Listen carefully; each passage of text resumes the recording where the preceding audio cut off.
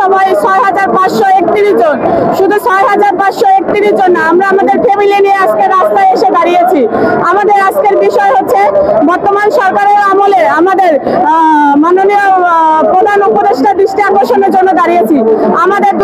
আমাদের প্রাইমারি একটা বিধিমালা আছে, সেটা হচ্ছে 2019 সালের বিধিমালা। আসলে একটা দেশে প্রজ্ঞাপন দিনে দিনে চেঞ্জ করা যায় এটা আমাদের জানা ছিল না। আমাদের তো নির্দিষ্ট বিধিমালা ছিল।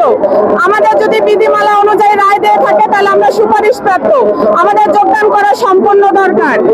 আর হাইকোর্টের একটা, আপনি দেখতে পারবেন যে হাইকোর্টের একটা রায় আছে, সেটা হচ্ছে নতুন চাকরির ক্ষেত্রে 93% মেধায় রায়টা বাস্তবায়ন করা হবে।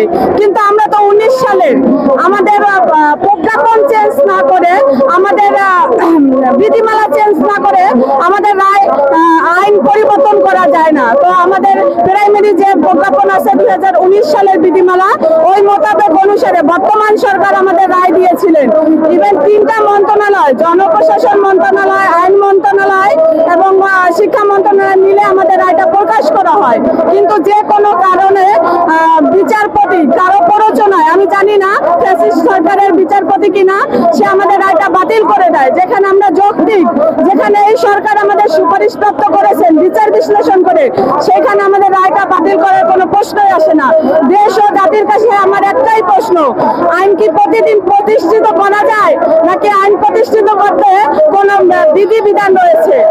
আমরা 6131 জন আজকের মধ্যে আমরা যোগদান হাতে নিয়ে এই রাজপথ থেকে ফিরবো, না হলে আমরা ফিরবো না। আমরা কঠোর কর্মসূচি ঘোষণা করব।